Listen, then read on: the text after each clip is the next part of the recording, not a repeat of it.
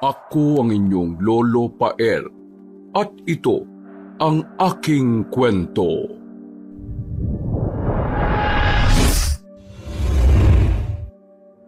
Sampung taon pa lang si Nora ay nailayo na siya ng inang si Honor sa pamilya. Naghiwalay kasi ang kanyang mga magulang at isinama siya ng ina sa Maynila para doon makipagsapalaran. Hanggang sa umabot na siya sa edad na 27 ay hindi na nakabalik pa ang dalaga sa lugar kung nasaan ang kanyang amang si Romano. At nito lang nakalipas na linggo, na ospital ang nanay Honor niya at naging malala ang lagay noon. Sapagkat hindi sapat ang kanilang pinagkakakitaan, kaya naman hindi naisalba ang buhay ng kanyang ina.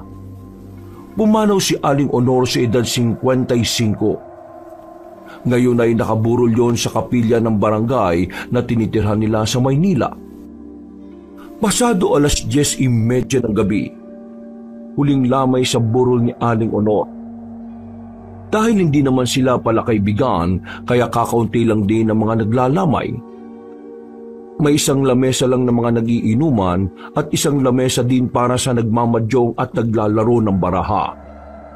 Seryosong nakaupo si Nora sa tapat ng kabaong ng ina at iniisip paano siya mabubuhay sa mga susunod na araw. Ang tanging makakasama niya lang kasi ay si Buknoy, ang 13 taong gulang na batang lalaki na kinupkop nilang mag-ina. Ulila ng lubos si Buknoy nang makita nila sa kalye na nanlilimos. At dahil likas na maawain ng mag-ina, kaya inaruga nila ang nasabing batang lalaki na 3 taon na rin nilang kasakasama. Ate Nora! Ate Nora! Oh, bakit gising ka pa? Nagapunan ka na ba? Opo, ate. O sige na, matulog ka na dahil maaga pa tayong magigising bukas para sa libing ni nanay. Patulog na rin po ako, Ate Nora. Pero may tao po rin sa gate eh. Nahanap ka? Sabay silang napatingin sa gate kung saan ay nakita nga nila ang di pamilyar na mag-asawang may edad na. Tumayo si Nora at nilapitan ang mga yun. Nagulat siya ng bahagya nang makita ang ginang nakatulad niyang chubby na nangingilid ang mga luha sa mata. Mawalang galang na po. Pwede ko po bang makilala kung sino kayo? Kilala niyo po bang nanay? Eksaktong pagkatapos siyang magtanong ay bigla na lang yumakap ang ginang habang binibikas ang pangalan niya at umiiyak. Nagtaka si Nora at Buknoy dahil wala talaga silang ideya kung sino ang mga taong bagong dating. Pero sa kabilang banda ng utak ng dalaga ay namumukhaan niya ang mag-asawa. Para bang nakita na niya ang mga yun sa kung saan. Pagkatanggal sa pagkakayakap ay kaagad niyang pinatuloy ang mga bagong dating kahit pa medyo naiilang siya.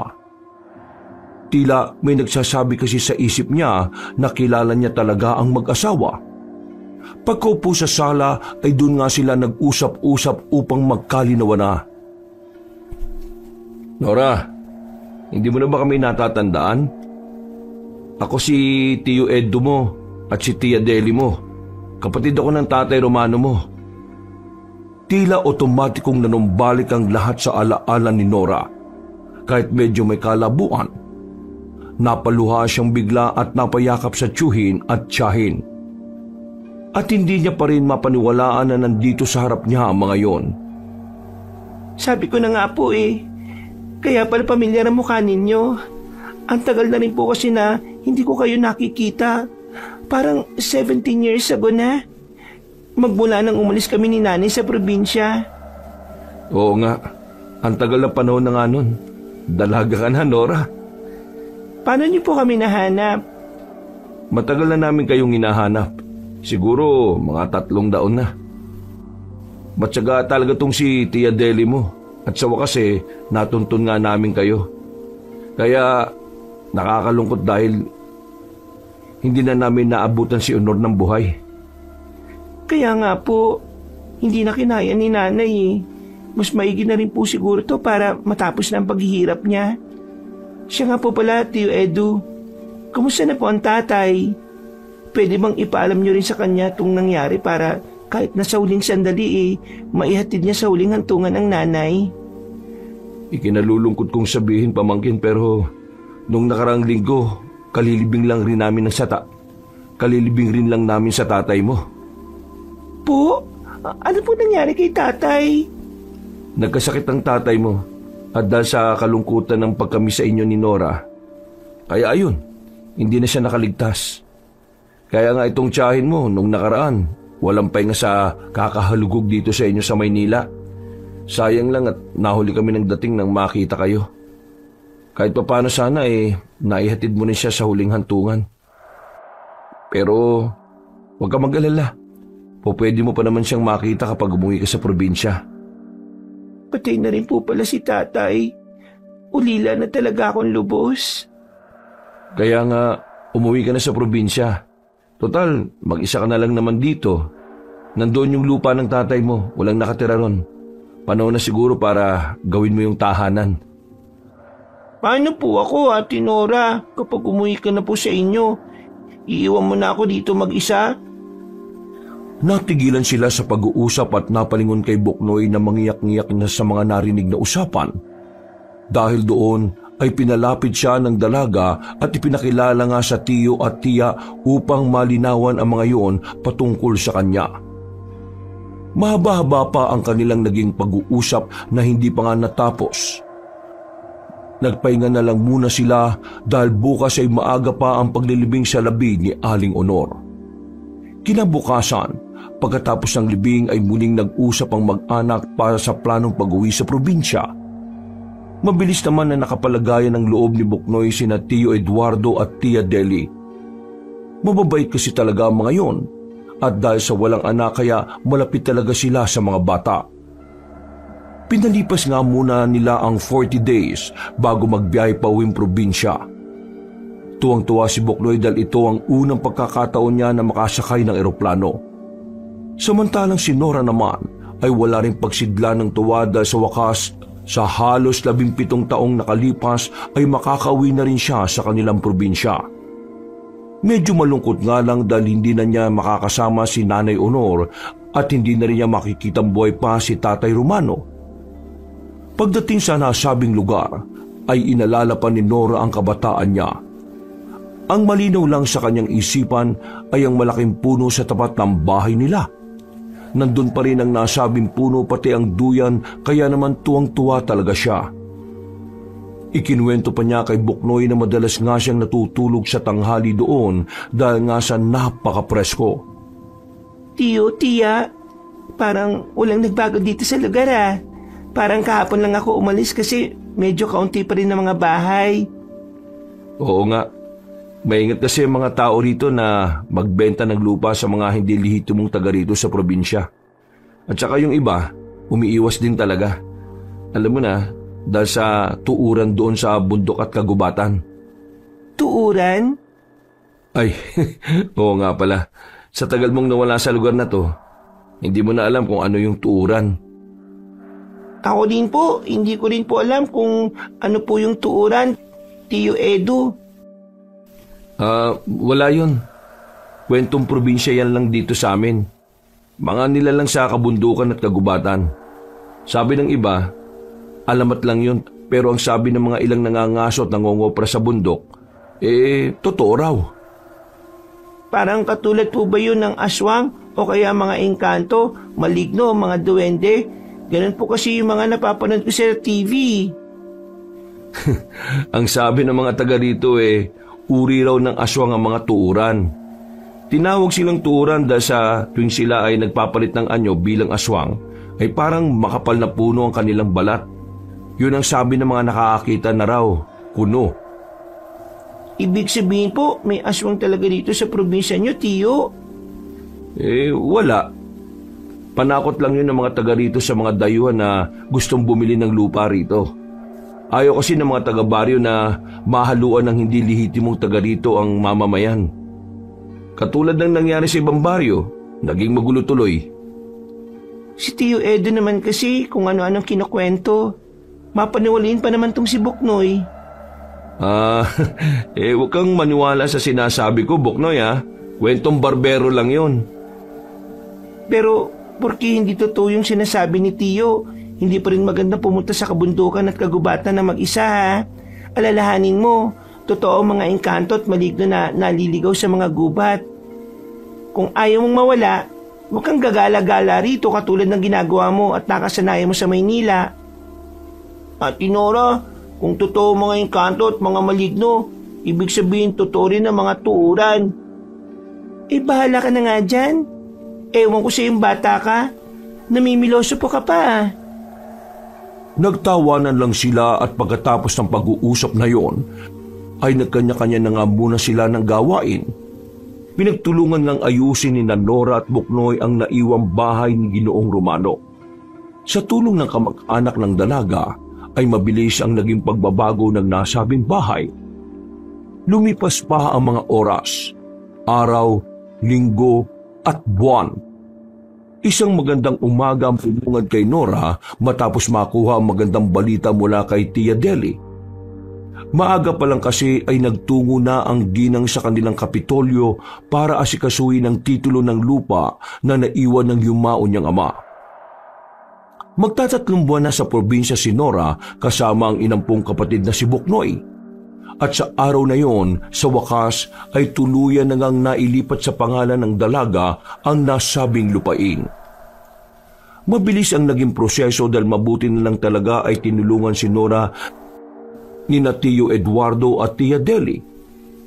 Ginamit na nila ang mga koneksyon para hindi napahirapan pa sa paglilipat ng titulo ng lupa ng namayapang si Ginoong Romano.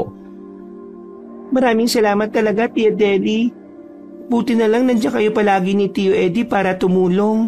Malaking bagay talaga ito sa amin ni Buknoy. Sino-sino pa ba magtutulungan kundi tayo lang din na magkakapamilya? Mabawi lang din kami ni Tia Deli mo dahil matagal-tagal din tayong hindi nagkasama.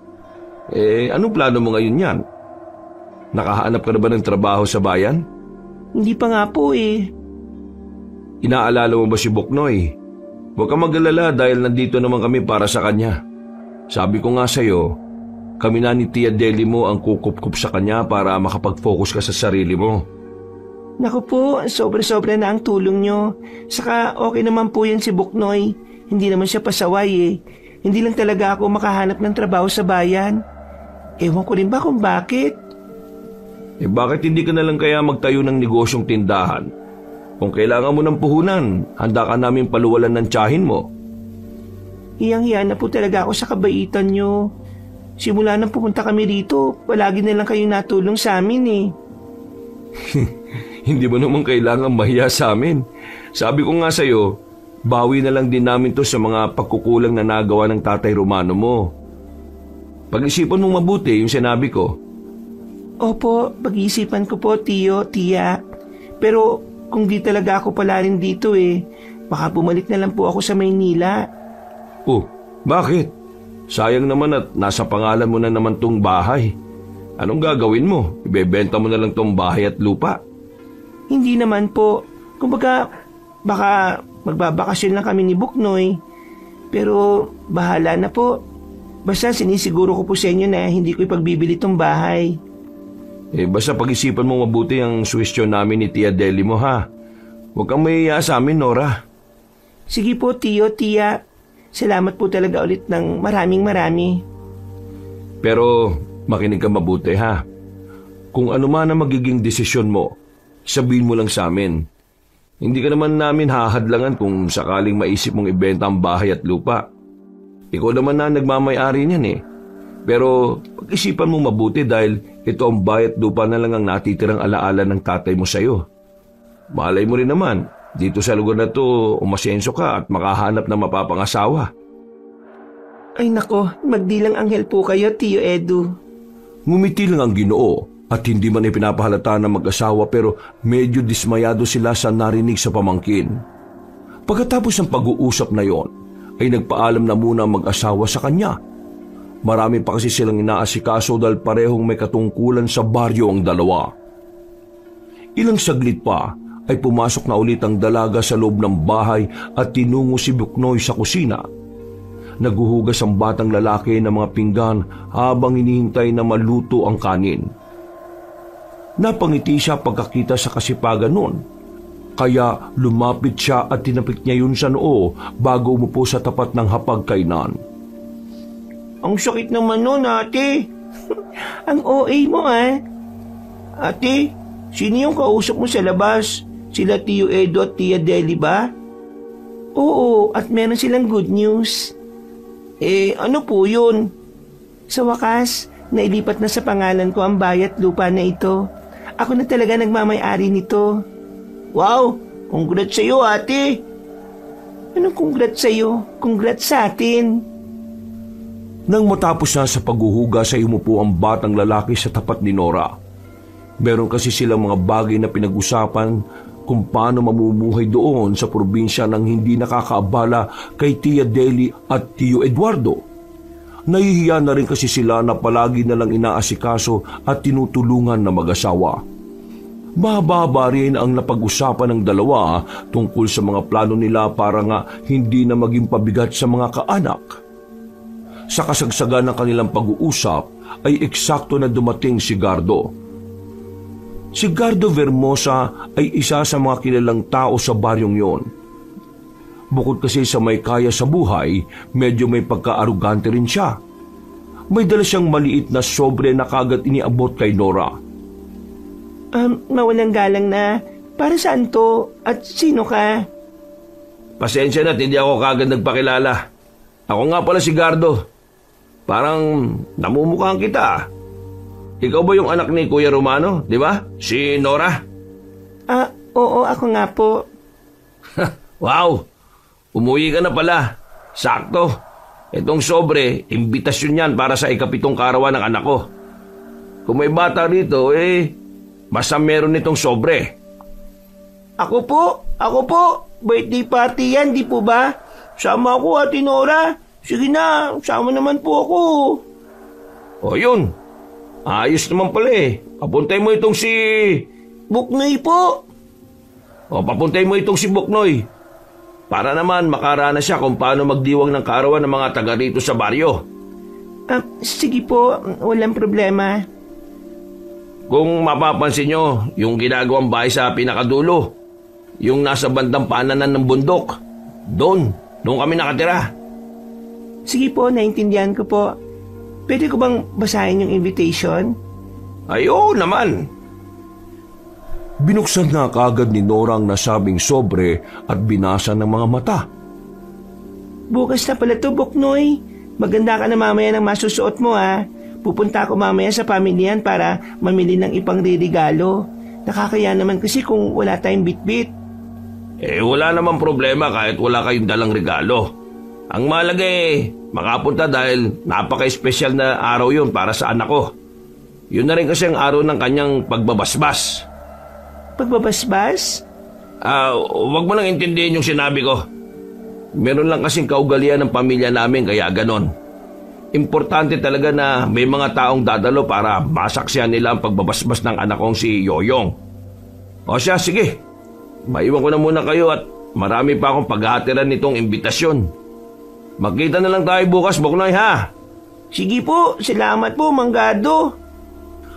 Pag-alis ni Gardo ay nakasikaso na nga ang dalawa ng kanilang kakainin. Pagkatapos mananghalian ay nag-ayos na nga si Nora dahil meron siyang importanteng gagawin. Bukod kasi sa nauna ng magandang balita ng kanyang tiyo at tiya, ay mas lalo pang ang gumanda ang araw niya dahil makakakuha na rin siya ng pera sa naipon ng ama galing sa pinagtatrabahuang ahensya noon. Nang matanggap na ang perang yon, ay bumili nga kagad siya ng regalo para sa 7 taong gulang na si Yoyong. Binilhan na rin niya ng masusuot na damit si Buknoy para sa pagdalo bukas sa kaarawan. Isinabay na rin niya ang pamimili ng mga grocery para sa kanilang bahay at para na rin kina Tia Deli at Tio Eduardo. Alam niya namang hindi gipit ang mga yun pero tanda yun ng pagpapasalamat niya sa mga kamag-anak. Sa kabila kasi ng matagal na panahon na hindi nila pagkikita, ay napakabuting pa rin talaga ng pakikitungo ng mga yun sa kanya. Lalo na kay Buknoy na kung tutuusin ay hindi naman talaga nila kadugo. Maya-maya pa, habang nagkukumpulan sila sa balkonahe, ay dumating din ang matabang pinsang lalaki ni Tia Deli na si Gaspar. Napaungot ang ginang dahil alam niyang mambuburaot na naman yon. Hindi nga siya nagkamali dahil humirit nga yun ng pambiling alak kay Nora. Napapangiti lang si Nora na nag-abot ng pera at wala na ring nagawa ang kanyang tiyahin kundi ang tumingin na lang at hayaang mag-inom ang kanyang pinsan at asawa. Okay lang po yan, tiya. Minsan lang naman. At saka dito naman sila magiinom sa atin hindi naman sa malayo. Oh, narinig mo yun, Insan Deli. Minsan lang naman to. Pagbigyan mo na kami. Umismid na lang ang ginang at nagpaalam na munang papasok sa loob dahil meron pa siyang inaasikaso. Nagtuloy na nga ng inuman sina Tio Eduardo at Gaspar habang si Nora ay nakatambay lang at nakikisali sa mga usapan. Bayaw, ano na? Langya, ang balita ron sa lutuan nakakubra ka raw Kumita ka ngayon bayaw. Kaya pag naubos natin tong alak na binili ng pamangkin mo, magpabili ka kagad Kapag narinig ka dyan ni Deli, tingnan mo talaga. Pero sige, mamaya kapag naubos na tong iniinom natin bibili tayo. Yan ang gusto ko sa bayaw ko Iba talaga ang lahi nyo, hindi mga kuripot. Binuhay mo tong pamangkin mo si Nora isang hirit ko lang nagbigay ka agad. Samantalang yung asawa mo na pinsan ko na mismo, nako, puputi na lang talaga ang uwak. Natawa na lang si Nora habang pinakikinggan ang sentimiento ni Mang Gaspar. At habang umiikot ang tagay ay marami silang napag-usapan patungkol pa rin sa mga buhay-buhay. Sa tuwing magkasama talaga sina Tio Eduardo at Gaspar sa inuman ay hindi na mawawala sa topic ng dalawa ang tungkol sa kabuktutan ng gobyerno sa kanilang baryo. Habang lumalalim ang gabi at tumataas ang tagay pati ang tama ng alak sa kanilang katawan ay lumalalim na rin ang kanilang usapan. Nauwi na yon sa konspirasi, politika, alien, labas ng mundo at kung ano-ano pa.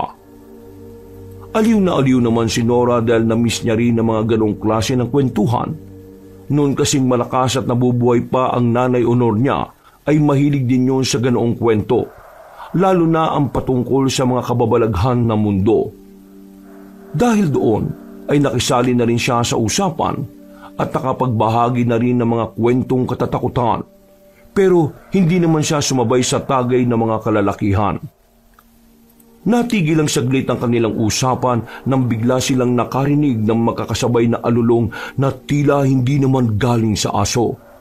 Kakaiba kasi ang tunog at mas nakakakilabot yun. Matapos ang mga alulong na yon, ay bigla rin namang nagtahulan ng mga aso mula sa hindi kalayuan. Napatayo rin tuloy at napamasid ang dalawang lalaki dahil sa nakakakilabot na alulong na yon. Napasilip pa nga si Buknoy sa bintana dahil narinig niya rin to mula sa loob ng bahay. Aso po ba yun? Hindi na aso, di ba bayaw? Kaya nga nagtahulan yung mga totoong aso pagkatapos sa mga alulong Siguro bayaw, lobo yun. May lobo po ba dito sa Pilipinas? Huwag ka na makisali sa usapan na matatanda, Buknoy. Ay, sorry po ate. Sige na, at bumalik ka na ron sa loob ng bahay. Bumalik sila sa upuan at nagpatuloy ang tagay ng dalawang lalaki habang si Nora ay nakatingin pa rin sa pinanggalingan ng alulong kanina. Nakikinig pa rin siya sa usapan ng mga lasing kahit ang tingin ay nasa malayo. Naalala ko tuloy din yung kwento ni Tatay Facundo nung buhay pa siya. Ano bang kwento ni Tatay? Naririnig ko lang sila noon na nag-uusap habang nagiinuman doon sa tapat ng bahay nyo. So, eto na nga. Napag-usapan nila yung tungkol sa mga aswang na umaalulong. Doon daw nakatira yung mga yun sa kabundukan tapos paminsan-minsan nagbababaan doon para manghunting ng mga tao. Napakunot noo si Nora matapos marinig ang sinabi ng lasing na si Gaspar. Dahil halos laking Maynila na, hindi na rin talaga siya halos naniniwala sa mga ganoong bagay. Para sa dalaga, ay katulad na lang ng mga yon ang mga kwento sa TV. Habang nagpapatuloy sa pagkukwento, ay muli na naman nilang narinig ang nasabing alulong ng kung anong hayop. Mas malakas yun, mas nakakakilabot at nakakapanindig balahibo. Sinundan din ito kagad ng tahulan ng mga aso kaya nagpalinga-linga na sila sa paligid. Langyang mga aso kayo! Ang iingay nyo! Nagkukwentuhan pa kami ng bayaw ko at saka ng pamangkin niyang si Nora. Mga istorbo kayo no? Huy, loko-loko ka. Huwag kang sumigaw-sigaw dyan. Mamaya magising si Deli. Lagot ka na naman doon. Sige ka. Oo na, bayaw. Pero bago ko ituloy yung kwento ko, kanino na muna yung shot? Langya. Walang dayan to ha. Dadalawa na lang tayo nagiinuman dito. Baka unsehan pa tayo. Patatagayin ko talaga tong si Nora. Naku, pasensya na po pero hindi ako nainom ng alak. Pusang gala ka. Sa akin na nga. Sige na, ituloy mo na yung kwento. Dami mo naman pasakali pa eh. Sabi mo nga kung anong klase ng mga aswang yung mga yon na nasa kabundukan. Ito naman parang hindi lumaki dito sa baryo. Tinatanong pa ba yan? Hindi yung mga aswang na tuuran. Ito na nga bayaw. Cross my heart, double-double o kahit triple-triple pa. Totoo raw talaga yung tuuran. Sila yung mga numero unong iniiwasan ng mga mangongopra at mga ngaso dahil nakakatakot daw yung mga tuuran. Mahirap silang kalaban. Mapaumaga, lalo na kahit gabi. Ano pong itsura nila, Tio Gaspar? Ang sabi, may ahalin tulad nga raw sa katawan ng puno ang balat nila. Sa ganung paraan naitatago nila ang sarili nila sa kalaban. Yung itsura ng mukha nila, mapupula ang mga mata. Matuloy sa mga tenga na katulad daw ng duwende. Lubog ang ilong at matatalim ang mga ngipin. Ang sabi pa, naglalabas daw sila ng kakaibang laway na parang dagta na kapag nakagat ka, ilang segundo lang mapaparalisa ka na. Hala, nakakatakot naman pala yun. Naku Nora, huwag ka masyado magpapaniwala dyan sa Tio Gaspar mo. Ang sabi ko nga sa'yo inimbento lang ng mga taga rito ang tungkol dyan sa mga tuuran na yan. Kahit na po Tio Edu, nakakatakot pa rin talaga. Normal lang ang matakot Nora. Ang hindi normal ay pinatatagal ang alak bago inumin.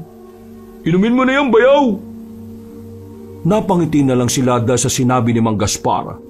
Nagbago din tuloy bigla ang ambiance na kanina ay parang seryosohan na. Ilang saglit pa, matapos inumin ni Tio Eduardo ang alak, ay kaagad niyang nilamnan ang baso at pagkatapos ay iniabot sa kanyang bayaw na nagpatuloy pa rin sa pagkukwento.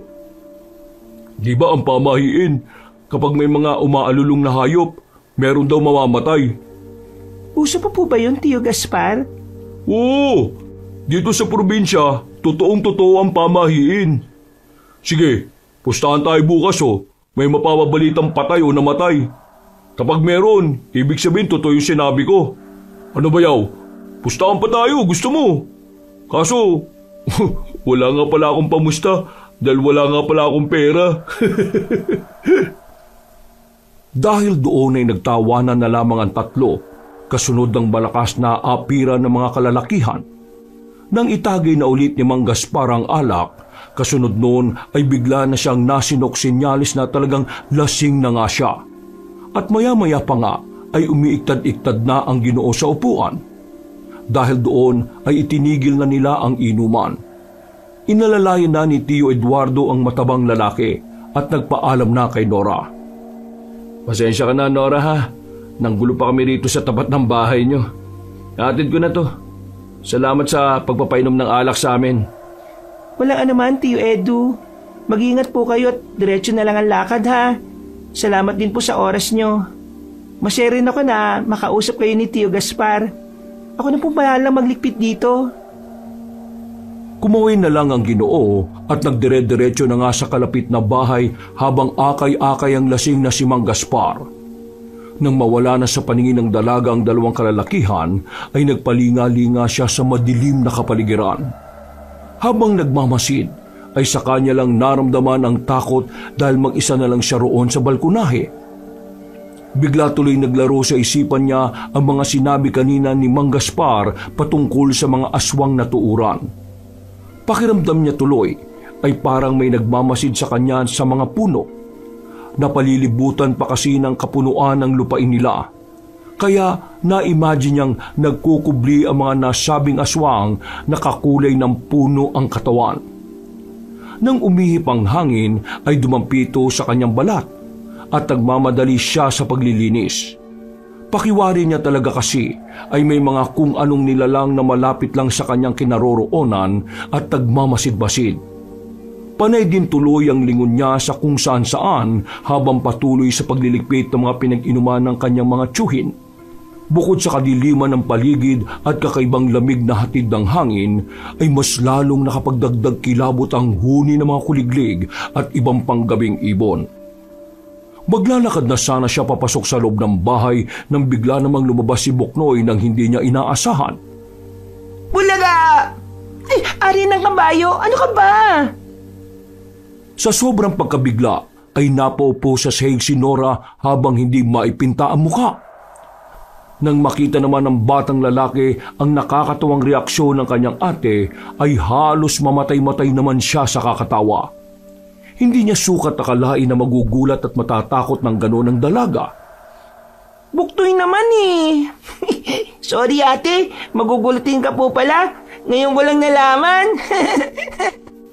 Loko-loko ka kasing inayupa ka. Tara na nga, tulungan mo akong tumayo rito nang mabatukan kita. Matapos matulungan makatayo, ay tinulungan na rin ni Buknoy ang kanyang ate sa paglilinis para mabilis matapos. Maya-maya pa, dahil naunang pumasok sa loob ang batang lalaki, ay tumingin-tingin muna si Nora sa paligid. Pinakiramdaman niya ang tahimik na paligid na pinaiingay lang ng tunog ng mga kuliglig. Hanggang sa mabaling ang paningin niya sa malaking puno sa tapat ng kanilang bahay kung saan nakalagay ang duyan. Sa kanya isinentro ang mga mata sa pinakamababang katawan ng puno at dahan-dahan pakyat sa itaas. Napapapikit pa siya dahil sa masarap na dampi ng hangin sa katawan na talagang nakagiginhawa. Pagdilat at pagtingin niya sa mga dahon ng nasabing puno ay tila nagsasayawan na to gawa ng ihip ng hangin. Tila naaliw siya habang pinagmamasdan ng mga dahon ng nasabing puno. Ginaya niya ito habang nakangiti, hanggang sa tila magising siya sa katotohanan. Ano ba itong ginagawa ko? Natawa siya sa sarili hanggang sa lumapit na siya sa gate na kahoy para isara yun. Nang nandun na siya, ay muling umihip ang hangin at nang dumampito sa kanyang balat, ay kakaibang lamig naman ang kanyang naramdaman. Muli na naman siyang nagpalinga-linga sa kapaligiran. Pagkatapos noon, ilang saglit pa ay nadinig niya ang aso ng iilang kalapit nilang bahay na biglang nagtahulan na parang may kung anong nakita. Dahil doon ay bigla na namang sumagi sa isip ni Nora ang mga napagkwentuhan nila kanina sa inuman, ang tungkol nga sa aswang na tuuran. Matapos yung maisip ay nagmamadali na nga niyang isinara ang kahoy na gate. At eksakto naman na ang mga nagkakahulang aso kanina ay tila nag-iiyakan na sa takot. Hana, ano ba yun? Bakit parang nag-iiyakan yung mga aso ng mga kalapit bahay namin? Nang makabalik na sa balkonahe, ay napagala na naman ng tingin si Nora habang nakatayo sa nakasara nilang pinto. Hanggang ilang saglit pa nga, ang mga asong tila nag-iiyakan ay bigla na lang tumigil kasabay ng pagtigil ng ihip ng hangin. Nawala rin ang ingay ng mga kuliglig. Pati mga palaka ay tila ba bigla na lang nilamon ng nakabibinging katahimikan ng buong paligid. Hindi naging maganda ang dating nito sa dalaga. Sa isang iglap din ay parabang may kung anong hindi magandang enerhiya sa gitna ng katahimikan. Nanatili siyang nakamasid sa madilim na paligid habang naghihintay ng kung anong mangyayari. Pakiwari niya kasi ng mga oras na yon ay may nagbabadyang panganib na hindi niya naman matukoy kung ano. At ilang saglit pa nga ay ang mga namamayaning katahimikan ay biglang nabasag. Nagliparang kasi ang mga ibong nabulahaw mula sa mga punong nakapalibot sa kanilang lugar. Sinundan to ng may hinang pag-ungol ng mga hindi mawaring nilalang. Pagkarinig doon ni Nora ay bigla siyang naalarma. Otomatikong nagtayuan ang mga balahibo niya sa katawan dahilan para magpalit-palit siya ng tingin sa madilim na paligid habang kumakatok sa nakasarang pinto ng kanilang bahay. Nalak kasi yata to ni Buknoy nang hindi sinasadya. Buknoy! Pabukas nga ng pinto! Bilisan mo! Bakit mo to nilak? Ang mahinang pag-ungol ay unti-unting lumakas at mas dumami pa ito kumpara sa nauna. Dahil doon ay mas lalong nahintakutahan ng dalaga at kitang-kita yun sa kanyang itsura. Para siyang batang takot na takot at nagsusumiksik sa nakasarang pinto. Hinihintay niya itong magbukas. Muli niyang kinalbog ng maraming beses ang pinto upang siguraduhing maririnig ni Buknoy. Buknoy! Pakibukas na nga ang pinto! Bilisan mo! Please naman! Pakibukas na ang pinto! Hindi mo ba ako naririnig? Ramdam na ni Nora na anumang oras ay merong kung anong nilalang na sasalakay sa kanya. Kaya naman nagsumiksik na talaga siya sa pintuan at mas nilakasan pa niya ang pagkalabog ng pinto. Nang bumukas ang nasabing pinto, ay biglang nawala ang mga nakakatakot na ungol ng hindi mawaring nilalang. Sa isang iglap ay muli rin bumalik ang ingay sa kapaligiran, ang huni ng mga kuliglig, ang sigaw ng mga palaka at ang kahulan ng mga aso. Pagkakita ni Nora sa nakababatang lalaki na nakatayo sa pintuan, ay dali-dali siyang pumasok at ikinandado kagad ang pinto. Nakahingan na rin siya ng maluwag sa wakas sapagkat pakiramdam niya ay ligtas na siya. Pagkatapos ay siningkitan niya ng tingin si Buknoy na nagtataka kung bakit parang takot na takot siya. Anong nangyari sa iyo, ate? Bakit mo ba nilak yung pinto, ha? Hindi ko naman po nilak eh. Sorry, ate. Anong hindi nilak? Kanina pa ako katok ng katok, Buknoy. Nakatulog na po kasi ako. Sorry ulit, ate, kung nalak ko pala yung pinto. Hindi naman na nakuhang magalit pa ni Nora sapagkat wala ni rin naman siyang mapapala kung pagagalitan pa niya ang batang lalaki. Hindi na rin niya sinabi ang tungkol sa mga nangyari sa labas ng bahay. Ayaw niya rin kasing mag-alala pa ang kasama niya kahit pa alam niyang matapang naman yon. Bago matulog ay naganda muna ng mga asinang dalaga. Ibinudbud niya ito sa pinto, mga bintana at kahit sa sulok ng kanilang bahay na basta maisipan niyang lagyan. Ito kasi ang natutunan niya sa panonood ng mga palabas patungkol sa mga aswang. At isa rin to sa mga sinabi kanina ng kanyang mga tiyuhin habang nagiinuman. Nang masiguro niyang okay na ang lahat, tinabihan na niya si Buknoy sa pagtulog. Panginoon, kung ano man po yung kaninang na-encounter ko, huwag mo pong hayaang mapahamak ang buo kong pamilya. Hanggat maaari rin po sana ingatan mo at ilayo kaming lahat sa anumang kampo na kadiliman na gumagala rito sa lugar namin. Kung totoo man po yung tungkol sa tuuran na yon.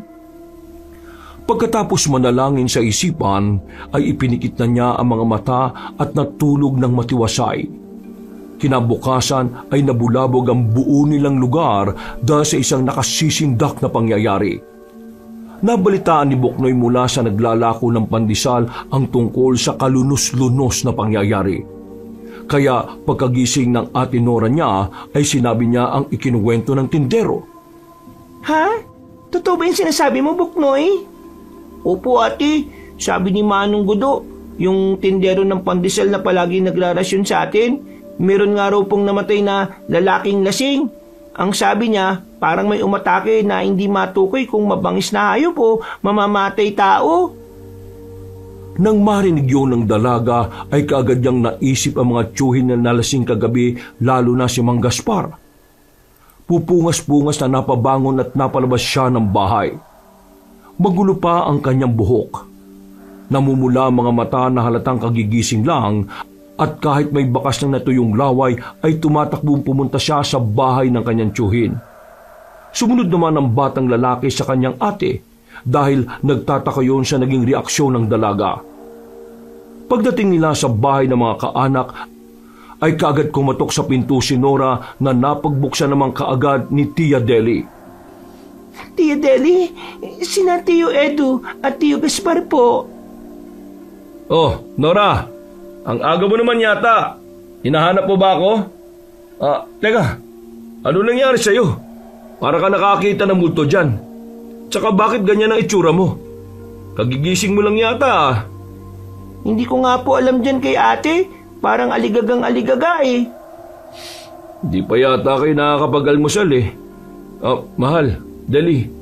Pakitimplahan nga to ng kape sina Nora at Buknoy. Isabay mo na rin pala ako dahil medyo masakit ang ulo ko dahil sa nainom namin na alak kagabi ni Gaspar eh. Tiyo Edu, nasaan po si Tiyo Gaspar? Nag-alala po kasi ako dahil sabi ni Mang Gudo, yung tindero ng pandesal na may namatay doon sa bandang kanto. Lasing daw po eh. Hindi matukoy kung sinalaki ng kung anumang mabangis na hayop o ng mamamatay tao. Ano? Seryoso ka ba dyan, Nora? Opo, di ba Buknoy? Opo, yun po yung sabi sa akin ni Manong Gudo habang nabili ako ng pandesal kani-kanina lang, Tiyo. Nagkatotoo nga yung sinabi ni Gaspar kagabi ha. Nasaan po si Tiyo Gaspar? Ang ingay-ingay nyo naman, ang aga-aga, ang sakit pa ng ulo ko. Ano ba pinag-uusapan nyo dyan ha? Nang marinig at makita ni Nora si Mang Gaspar, ay nakainga siya ng maluwag. Pupungas-pungas pa yon habang nagkukusot ng mata at kumakamot ng ulo. Subalit hindi na rin napigilan ng dalaga na mapaluha sapagkat ang una talagang pumasok sa isipan niya ay ang nasabing tiyuhin matapos marinig ang kwento ng tindero ng pandesal. Oh, bakit ka umiyak dyan? Okay ka lang ba, Nora? Opo, nag-alala lang po ako. Akala ko po kasi talaga isa na sa inyo yung napahamak. Nako, si Tiyo Gaspar mo, masamang damo yan. Hindi yan basta-basta mamamatay. Malakas ang guardian angel niyan eh. Nora, ako na nagsasabi sa'yo. Pagkatapos nilang magtawanan ay tuluyan nang napawi ang pangamba sa dalaga. Eksakto rin nang dumating si Tia Deli at ipinagtimplan na nga sila ng kape at ipinaganda ng tinapay para sa almusal. Umuwi din muna si Buknoy para kunin ang binili nilang pandesal para pandagdag sa pagsasaluhan nilang mag-anak. At habang nag-aalmusal ay pansamantala munang lumabas si Tia Deli para bumili na rin ng pananghalian. Nagpatuloy naman sila sa pag-uusap habang si Buknoy ay umuwi na rin muna at sumabay sa paglabas sa kanyang tiyahin. Pasensya na po kayo kung umiyak ako kanina. Nataranta lang po talaga ako sa ibinalita ni Mang Gudo. Kayo lang naman po kasi Tiyo Edu at Tiyo Gaspar ang alam kong nagiinuman kagabi. Salamat sa pag-aalala mo sa amin. Pero katulad nga ng sinabi ni Bayaw, hindi ako basta-basta mapapatay ng mga kung sino-sino lang. Meron yata akong anting-anting sa balat. Talaga po? Nako, huwag ka masyadong magpapaniwala dyan kay Gaspar, Nora. Pero tama nga yung ikinuwento mo kagabi. Meron ngang namatay ngayon. Kung totoo yung sinasabi ng panadero, ang pagkakarinig ko nga rin kanina dyan sa labas na sabi-sabi ng mga tsismosang dumaan matindi raw yung sinapit ng biktima. Parang araw kinatay na baboy Talagang hindi bubuhayin. Habang nakikinig sa usapan ay napapahimas lang ang dalaga sa kanyang mga braso sapagkat unti-unti siyang nakakaramdam ng pananayo ng mga balahibo. Nang marinig naman ni Mang Gaspar ang mga winika ni Ginoong Eduardo, ay nanlaki ang kanyang mga mata. Bigla tuloy niyang nainom ng diretso ang kape kahit mainit-init pa ito. Halata rin sa itsura niya ang pagkabigla, kaya napahimas din siya sa mga braso habang napapakuyakoy ng paa. Ng tuko naman Totoo ba yan, Bayaw? Langya, parang nawala tuloy yung hangover ko ron Ang sakit tuloy ng dila ko. Biglang nainom ko kasi yung kape na mainit pa dahil sa mga sinabi mo. Aray ko. Malalaman natin yan mamaya pagdating ni Deli. Naku Bayaw, naalala ko na naman tuloy ulit yung sinabi ni Tatay at Tiyo tungkol sa mga aswang na tuuran. Minsan lang daw silang nagpapakita o bumababa sa bundok at grupo sila kung manalakay. Kaya mag-iingat-ingat kayo lalo na si Buknoy. May pagkagala pa naman yung batang yun. Sus, nananakot ka na naman dyan. Nagkataon lang yung nangyari. Huwag mo nang takutin yung mga bata, Mabuti na lang at umuwi na si Buknoy. Kung hindi, kapag narinig ka nun, Baka matakot at hindi na maglalabas yun. Hayaan din natin paminsan-minsan ng mga bata na magliwaliw para ma-enjoy nila yung kabataan nila. Nagpapayo lang naman ako. Iba na rin ang mag-iingat, bayaw. Tio Edu, Tio Gaspar, alam niyo po kagabi nung umuwi na po kayo, may nangyari. Palagay ko nga may mga tuuran na bumaba rito sa atin. Seryosong napatingin ng dalawang lalaki sa kanya na parang naghihintay sa susunod niyang sasabihin. Dahil doon ay napalunok siya ng laway at ipinagpatuloy ang pagkukwento. Habang nagliligpit po ako kagabi ng pinag-inuman ninyo, parang may mga nakamasid sa akin sa paligid. Tapos po, biglang nagkahulan yung mga aso. Hanggang sa maya-maya, nag-iyakan na. Pagkatapos nun, nakarinig na ako ng mga ungol na nakakakilabot. Maniwala po kayo. Totoo mga sinasabi ko. Tingnan niyo po nananayo pa yung mga balahibo ko ngayon kapag naalala ko yung mga nangyari kagabi. Mabuti na lang talaga nakapasok agad ako ng bahay. Dahil kung hindi, naku, siguro po baka katulad na ako nung nabalita kanina. Diyos ko po, huwag naman po sana. Kailangan pa ako ni Buknoy. Naku, delikado nga yan. Ako na nagsasabi sa iyo, Nora. Maglagay ka ng mga asin at bawang sa pinto't bintana ng bahay ninyo. Ganun na nga po ang ginawa ko kagabi bago ako matulog eh. Pero asin lang po ang isinabi ko dahil wala naman kaming bawang. Yan ang bagay na wag niyong uubusin sa bahay nyo. Ang asin at bawang. Ikaw rin, bayaw. Gawin mo yung ginawa ng pamangkin natin.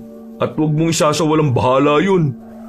Sa pagkakatanda ko ngayon ang tinatawag na panahon ng pag-aani ng mga tuuran. Ano po yung pag-aani ng tuuran? Nako, huwag mo masyadong pansinin tong si Tio Gaspar mo.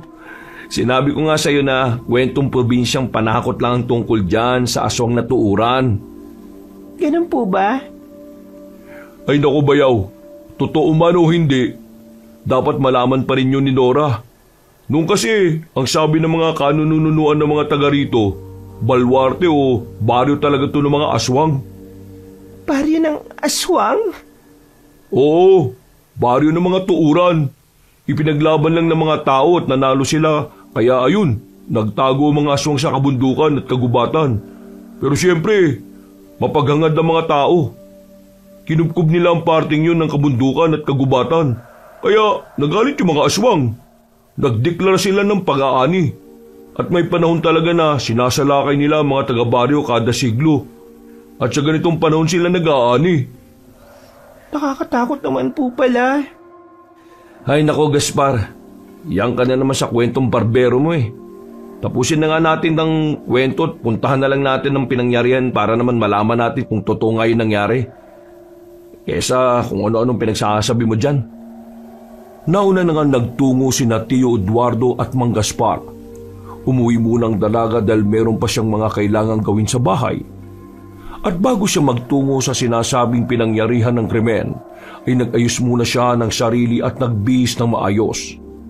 Ilang saglit pa nga ay lumarga na siya habang si Buknoy ay naiwan lang sa kanilang bahay. Naabutan niya ang kumpulan ng tao na nakikiusyoso rin sa nangyari. Halos nakasabayan pa niya ang mga pulis na kadarating lang din. Kaya naman nakita pa niya ang nakakasulasok na itsura ng biktima bago ito takpan ng mga kapulisan. Durog na durog ang ulo nun. Nagtalsikan ng ilang parte ng utak sa sahig na tinutuka-tuka pa ng mga ibon. Hinawi lang ang mga ito ng mga pulis na dumating. Nagkalat din ang mantsa ng dugo, habang ang tiyan ay bulwak at ang ilang parte ng lamang loob ay nagkapira-piraso na. Ayon sa mga nagsiyasat ay wala na ang atay at puso ng biktima na hindi na makilala. Nang makita ni Nora ang nakakasulasok na bangkay, ay napatakip siya ng bibig dahil sa pagkauyam. Hanggang sa hindi maiwasang masukan na rin siya dahil sa hindi kaya-ayang sinapit ng mga kaawa-awang biktima. Pagkatakip ng mga pulis ng itim na tolda sa bangkay, ay sinabihan na ng mga yon ang mga taong nakikiosyoso na umalis na roon dahil ang nasabing lugar ay isa ng crime scene. Isa-isa na ngang nag-alisa ng mga tao, subalit si Nora ay hindi kagad nakaalis dahil panay pa rin ang suka niya. Nang makita siya ni Tia Deli, Tio Eduardo at Mang Gaspar ay lumapit ang mga yon. Hinagod-hagod ng ginang ang kanyang likuran hanggang sa guminhawa na ang kanyang pakiramdam. Salamat po, Tia Deli. Kung alam ko lang na ganito ang kahinat na ng biktima, hindi na tayo nakiusyoso rito. O ano, ayos ka na ba, Nora? Okay lang naman po ako, Tio. Ano, pinsan? Sasabihin mo pa rin bang normal na tao ang gumawa ng ganon sa biktima? May normal bang tao na gagawa ng ganon? Kulang na lang igiling niya yung katawan ng taong yun Grabe na mga tao ngayon, Habang nag-uusap ang magbayaw, ay minasdan naman ni Nora ang pulis na nagpapalis ng mga tao at sinenyasan niya yun na saglit lang. Nang makita naman sila ng alagad ng batas, ay naintindihan noon ang kanilang sitwasyon, kaya hindi na rin sila kagad pinaalis. Maya-maya pa, nang paalis na sila, naglibot-libot ng tingin ng dalaga hanggang sa mahagip ng kanyang paningin ang matandang mag-asawa na nakatingin sa kanilang kinaroroonan. Nung unay inakala lang ni Nora na hindi siya ang tinitingnan ng mag-asawang matanda. Subalit nang biglang tumalim ang mga mata ng mga yun habang nakatanaw sa kanila, ay biglang nanayo ang kanyang mga balahibo. Kasunod noon ay mabilis na gumapa ang kilabot sa buo niyang pagkatao hanggang sa mapahimas na lang siya ng batok. Nang tingnan niya ang magkabilang braso ay doon niya rin nakita kung paanong nagtayuan ang kanyang mga balahibo. Nang muli siyang napalingon sa dalawang matanda, ay kitang-kita ng mga mata niya kung paano ito magbuka ng bibig na tila ba may kung anong ibinubulong sa hangin habang masamang nakatitig sa kanilang mag-anak. Nag-focus siya sa bibig ng dalawang matanda upang mabasa kung ano ang mga sinasabi o ibinubulong ng mga yon sa hangin. At habang binibigkas niya sa isipan ang namumutawi sa bibig ng mga yon, ay mas lalong kinutuban at kinabahan siya. Manta kayo sa pagsalakay na gagawin namin. Doon napagtanto ni Nora na sila nga talaga ang tinitingnan ng mag-asawang matanda. Matapos ang tila nakalulusaw na mga titig, ay bigla namang nag-iwan ng nakakatakot ng ngiti ang mga yon dahilan para umiwas siya ng tingin. Pagkatapos noon ay kaagad niyang binalingan ang mga kaanak para yakagin na umuwi sa kanilang bahay. Grabe, nakakasukat talaga yung nakita natin, Ang lala. Oo nga, hanggang ngayon nga naiisip ko pa rin Teka Nora, bakit parang nagmamadali ka? Ayos ka lang ba? Ha? Ayos lang po. Nagmamadali lang ako dahil umaalingaso pa rin yung nakakasukang amoy Muling binalikan ng tingin ng dalaga ang mag-asawang matanda na nakita niya kanina. Subalit sa isang kisap mata ay nawala na ang mga yon. Habang palayo sila sa lugar na pinangyarihan ng karumal-dumal na insidente, ay hindi na mapakali ang dalaga. Paulit-ulit na kasing nagri-ritmo sa utak niya ang mga sinabi ng dalawang matandang mag-asawa.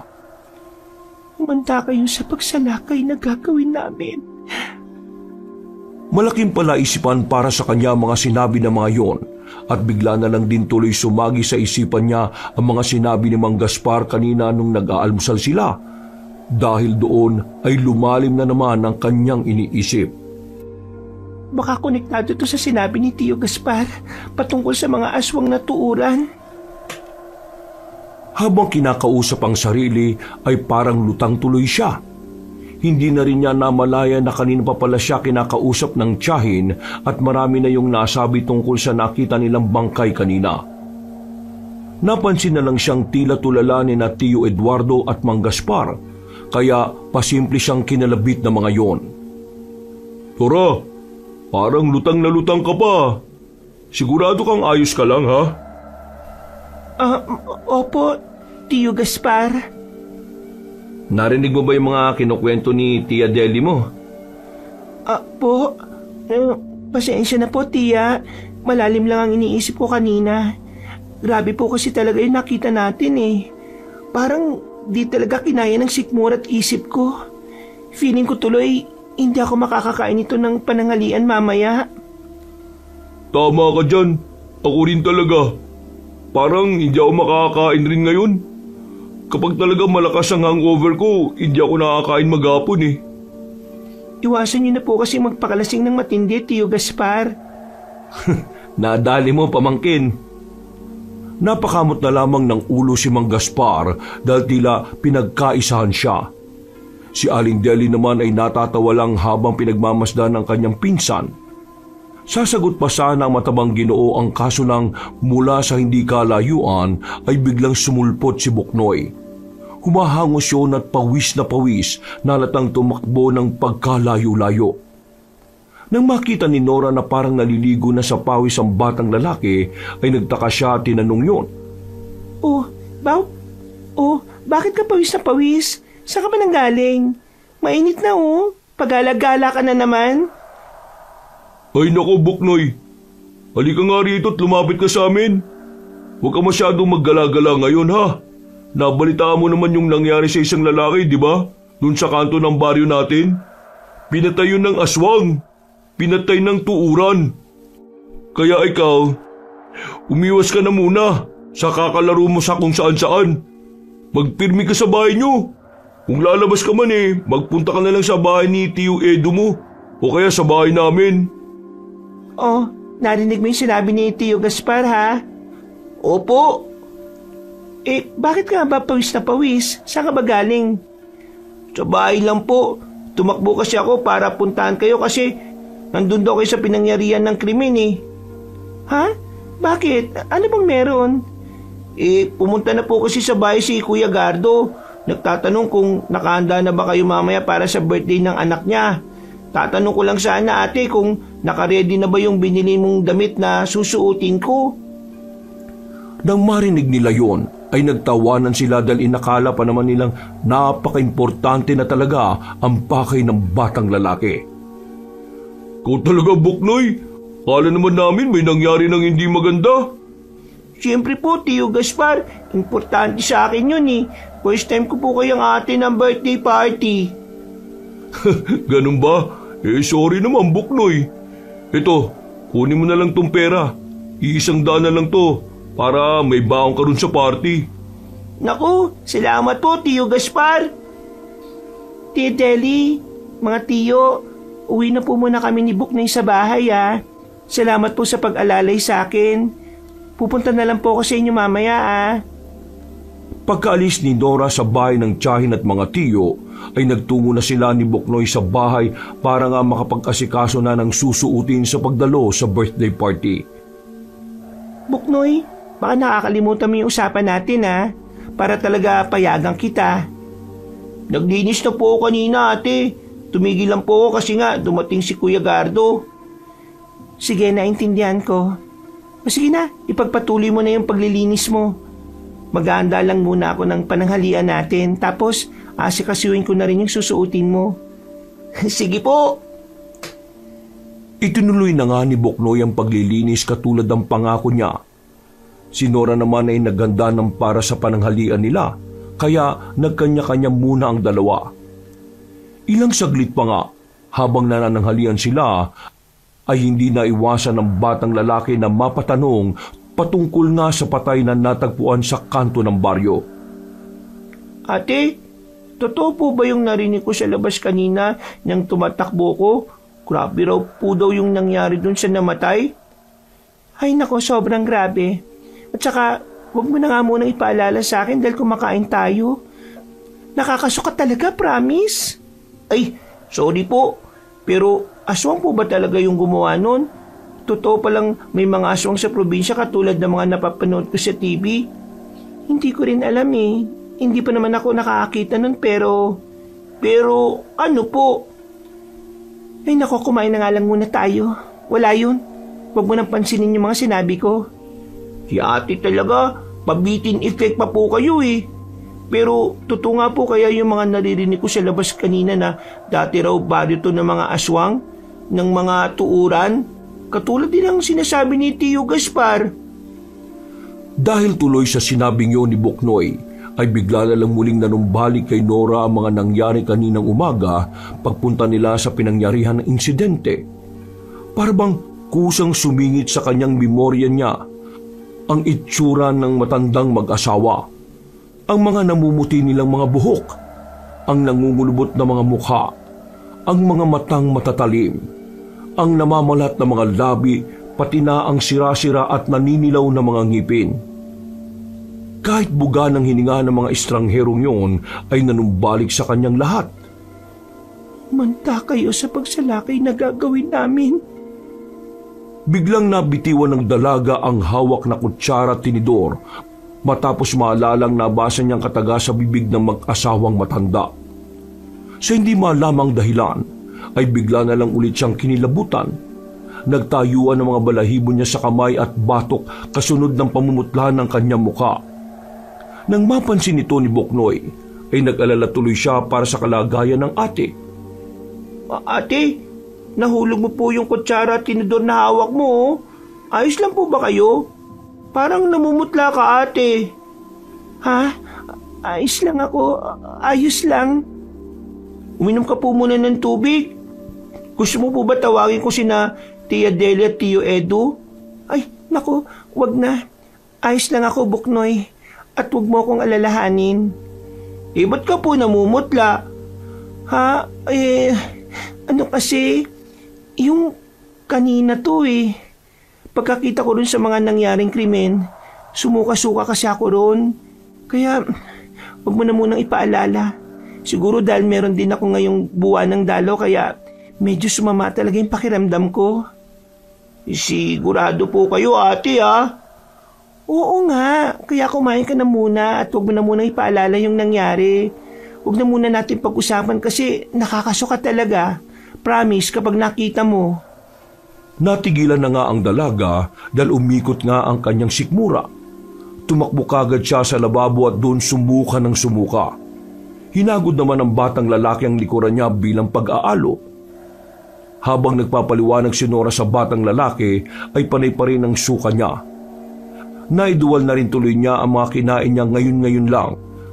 Kaya naman muling kumuha ng tubig ang may kapayatang bata para ipainom sa dalaga. Uminom ka po nitong tubig, ate. Ano, kaya mo pa ba o tatawagin ko na sila Tia at Tio? Kita sa mukha ni Buknoy ang pag-aalala sa kanyang ate habang hinihimas-himas ang likuran nun. Kasunod noon ay nilagok na nga ni Nora ang tubig na ibinigay ng nakababatang lalaki. Paano yan, ate? Sino mag-atid sa akin nun sa birthday party? Di mo ako masasamahan dahil masama ang pakiramdam mo niyan. Sasabihan ko na lang sina Tio Edu o Tio Gaspar na ihatid ka sa terminal para mag-tricycle ka papunta ron sa bahay ni Gardo. Mamayang hapon, kapag okay na ang pakiramdam ko, susundin na lang kita kasama ko si Tia Deli. Yung susuotin ko po. Naplansya ko na yung damit mo, no? Nakaready na yung mga yun dun sa kwarto. Nakahanger na ron. Susuotin mo na lang. Ay, sige po, ate. O sige na, magpahinga ka na po muna. Ako na magliligpit ng mga pinagkainan natin at maghuhugas. Salamat, Buknoy, ha. Magpahinga ka na rin muna pagkatapos mong maghugas. 4:00 pa naman ng hapon yung simula ng birthday party na yun, Opo, sige po. Katulad nga ng napag-usapan ni Nora at Buknoy, ay nagpahinga muna sila pareho pagkatapos ng tanghalian at iba pang gawain. Bigla na lang din kasing sumama ang pakiramdam ng dalaga nang hindi naman niya alam. Iniisip niya na dala lang ito ng nangyaring pagkauyam niya kanina. Habang nagpapahinga siya, ay naganda naman ng mga susuutin si Buknoy. Ito rin kasi ang unang pagkakataon ng batang lalaki na makakadalo sa kaarawan ng isa sa pinakakilalang pamilya sa kanilang baryo. Sadyang may kalayuan nga lang talaga ang bahay ng mga Vermosa dahil parang nakabukod talaga ang lupay nito sa mga tipikal na tao. Samantala, hindi sigurado si Nora kung tulog ba talaga siya o hindi. Ang alam niya kasi ay nakapikit siya, pero ang diwa niya ay parang lumilipad sa kalawakan ng kawalan. Para siyang nag-astral projection dahil nakikita niya si Buknoy na naghahanda ng mga gamit na susutin para sa pagdalo sa 7th karawan ni Yoyong, na anak ni Gardo. Malinaw na nakikita ng dalaga ang mga yon, kahit sa ang totoo ay natutulog naman talaga ang kanyang katauhan. Ha? Ano itong nangyayari sa akin?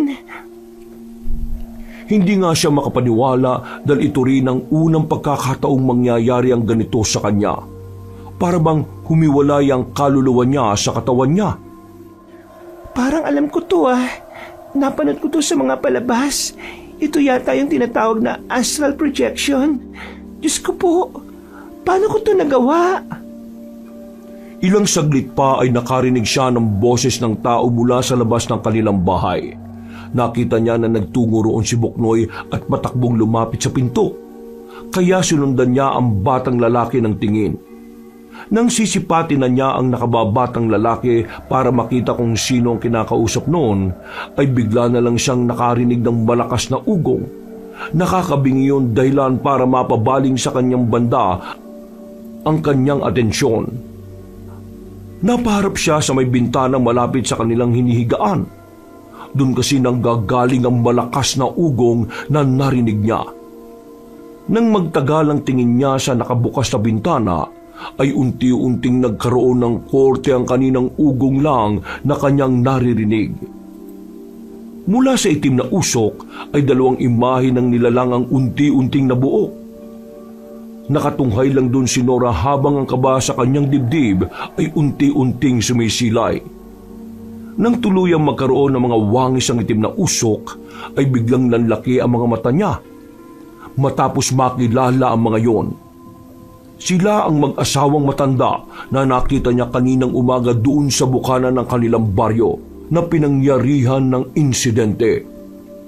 Ang pagtibok ng puso ng dalaga ay mas lalong bumilis na parang mga dagang nagkakarirahan at mas lalo siyang pinangibabawa ng matinding takot nang matapos ngumiti ng abot tenga ang dalawang matanda na nakadungaw sa kanilang bintana. Sinubukan niyang igalaw ang katawan, kaya lang hindi na niya yun magawa. Para siyang naparalisa, dahilan upang lalong mas nanaigang takot sa kanyang pagkatao. Tulong! Buknoy! Tulungan mo ako! Parang awa mo na! Subalit kahit anong sigaw na gawin niya, ay tila hindi naman siya naririnig ng nakababatang lalaki. Dahil sa kanyang ginawang pagsigaw ay mas lalong napangiti ang dalawang estrangherong matanda at pagkatapos ng ilan pang saglit, ang ngiti ng dalawa ay biglang nawala. Kasunod noon ay tumalim ang mga mata nila na nanlilisik na rin. Para bang tumigil ang pag-ikot ng mundo ni Nora. Nilamon sila ng matinding katahimikan kasabay ng biglang pagdilim ng buong kapaligiran. Anong nangyayari?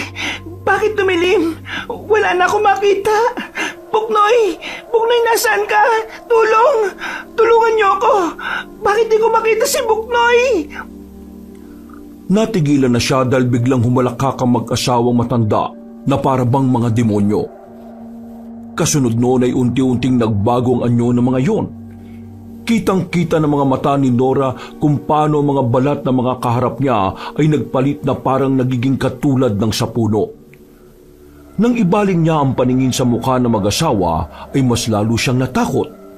Tumulis na kasi ang tenga ng mga yon. Namula ang nanlilisik na mga mata. Lumubog ang ilong. Umusli ang bibig at naglitawa ng matatalim at matutulis na mga ngipin. Nakita pa niya kung paano tumulo ang maladagtang laway ng mga yon. Halos manginig siya sa takot pagkakita kung paano nagpalit sa pagiging aswang na tuuran ang mag-asawang matanda. Masasaksihan mo ang pagsalakay na gagawin na namin. Maganda na kayo sa inyong kamatayan. Ang mga salitang yon ay mas lalong nagpakaba sa dibdib ni Nora. Lalo na ang mga imahe ng dalawang matandang estranghero, muling nagsausok na itim at lumukob sa buo niyang pagkatao. Masasaksihan mo ang pagsalakay na gagawin namin. Maganda na kayo sa inyong kamatayan. Nang makita ni Nora mga yon, ay nagpumilit siyang gumalaw sa abot ng kanyang makakaya. Subalit kahit na anong gawin niya, ay hindi niya talaga maigalaw ang kanyang katawan. Para siyang nakatanikala sa hindi nakikitang kadena at bukod doon ay ang bigat-bigat na ng kanyang pakiramdam na parang nahihirapan na siyang huminga dahil sa takot na nararamdaman. Maya-maya pa nga ay bigla na lang sumulpot si Buknoy mula sa kung saan.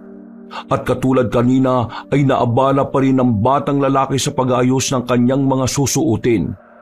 Wala siyang kamalay-malay sa mga nangyayari sa paligid. Hindi niya rin alam na nakikipaglaban at nakikipagpatintero na si Nora kay kamatayan. Nagpaikot-ikot ang itim na usok at habang pinagmamasdan yun ng dalaga ay natunugan na niya ang nais gawin nito. Kaya muli naman niyang pinilit ang sarili na makakawala. Buknoy, umalis ka dyan! Buknoy, tumakbo ka na! Humingi ka ng tulong kay Tio Edu! Tumakbo ka na, tumalis na rito! Gagawan ka ng masama ng walang iyang tuhuran na yan! Subalit, kahit tila sagad sa lalamunan na ang kanyang pagsigaw, ay hindi pa rin siya naririnig ng batang lalaki. Wala talaga yung kamalayan sa mga nangyayari sa paligid dahil hindi naman talaga yun nagaganap sa pisikal na mundo. Masasaksihan mo ang pagsalakay na gagawin namin. Maganda na kayo sa inyong kamatayan! Habang pinipilit na iginagalaw ang sarili, ay kitang-kita ng mga mata ni Nora kung paano paglaruan ng dalawang matandang tuuran si Buknoy. Nagimbal siya nang makitang tila natataranta ang batang lalaki hanggang sa sumigaw na yun ng tulong. Parang tinangay ng ipo-ipo ang kaawa-awang binatilyo hanggang sa mapaharap sa kanya. Diyos ko po, Buknoy! Mga walang iya kayo! Tigilan niyo yung ginagawa niyo kay Buknoy! Tumigil kayo! Ate Nora! Ate Nora! Tulungan mo ako! Anong nangyayari? Tinangay ako ng itim na ipo-ipo! Tulungan mo ako, Ate Nora! Humawa ka sa kamay ko, Buknoy! Humawa ka, bilis! Habang nakatingin nga sa kanya ang batang lalaki, ay tila inaabot noon ang kanyang mga kamay. Subalit wala naman siyang magawa kundi tumunghay lang sa mga nagaganap. Tila paralisado pa rin siya at hindi makakilos. Samantala, humahalakak ang matandang mag-asawang tuuran na nasa itim na usok habang patuloy silang pinaglalaruan. Buknoy! Mawalang iya kayo, mga tuuran kayo! Huwag niyo sasaktan! Lubayan niyo na si Buknoy! Mawalang iya kayo! Layuan niyo siya! Tigilan niyo kami! Subalit, isang nakapaninindig balahibong halakak lang ang sinukli ng mga tuuran. Kasunod noon ay ang muling unti-unting pagbabago ng anyo ng mga yon. Hindi na naaninag pa ni Nora ang nakakatakot na anyo ng dalawa. Subalit dinig na dinig niya ang malakas na mga alulong at ungol na nanggagaling sa dalawa. Masasaksihan mo ang pagsalakay na gagawin namin. Maganda na kayo sa inyong kamatayan! Pagkatapos nilang sabihin yon, ay sa kanila biniyak ang tiyan ni Buknoy. Bumulwak ang dugo ng batang lalaki na nagtalsikan sa sahig.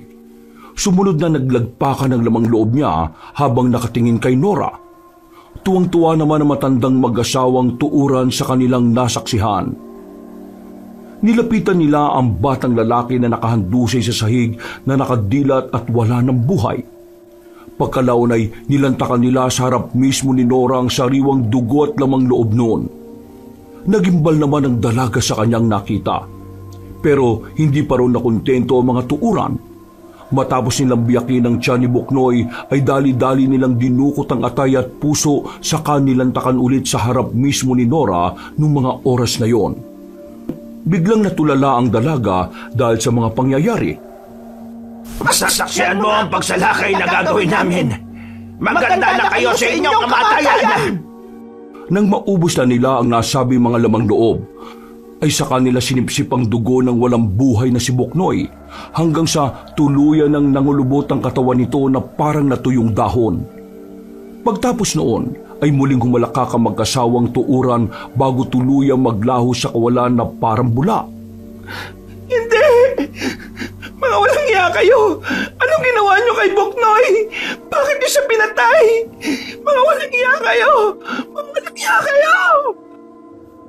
Halos mapao siya sa kakasigaw, pero nakakalokong halakak lang ang isinukli sa kanya ng mga tuuran habang galit na nakatingin sa mga yon ng dalaga at umiiyak. Pinili niyang makakawala subalit para pa rin siyang paralisado hanggang sa lapitan naman siya ng mga kampo ng kadiliman. Pasasaksihan mo ang pagsalakay na gagawin namin. Maganda na kayo sa inyong kamatayan! Pagkatapos sabihin yon, ay sinunggaban siya ng 2 at isang malakas na sampal ang dumampi sa kanyang pisngi. Dahil doon ay bigla siyang napamulagat at laking pagtataka niya nang makita si Buknoy sa kanyang harapan. Buhay na buhay ang batang lalaki at walang kahit na anong galos. Hindi kaagad nakapagsalita si Nora sapagkat parang wala pa siya sa wisyo habang nagtataka at nag-aalala naman ang batang lalaking nasa harapan niya. Marahan lang siyang bumangon sa pagkakahiga at saka muling naglibot ng tingin hanggang madako sa bintana ang kanyang mga mata. Nang makita niyang hapon na, ay muli siyang napaharap kay Buknoy. Humawak ang isa niyang kamay sa noo at ang isa naman ay sa dibdib dahil malakas pa rin ang kabog ng kanyang puso. Pagkatapos noon ay napahawak din siya sa kanyang pisngi dahil ramdam niya na ang pananakit nito. Ate Nora, pasensya na po kung nasampal ko kayo Binabangungot ka kasi. Ilang beses na kitang inuuyog-uyog pero hindi ka talaga nagigising. Kaya naisip ko na lang na saktan ka para... Hindi na natapos ng batang lalaki ang pagsasalita dahil niyakap na siya ng maigpit ng dalaga. Saka pasimple at tahimik na umiyak. Ate, umiiyak ka ba? Nanaginip ka po siguro ng masama, no? Huwag na po kayo mag-alala at matakot. Panaginip lang naman yun eh. Ang sabi nga po di ba ni Nanay Honor noon, ang panaginip daw po ay kabaliktaran ng mangyayari. Salamat, Buknoy.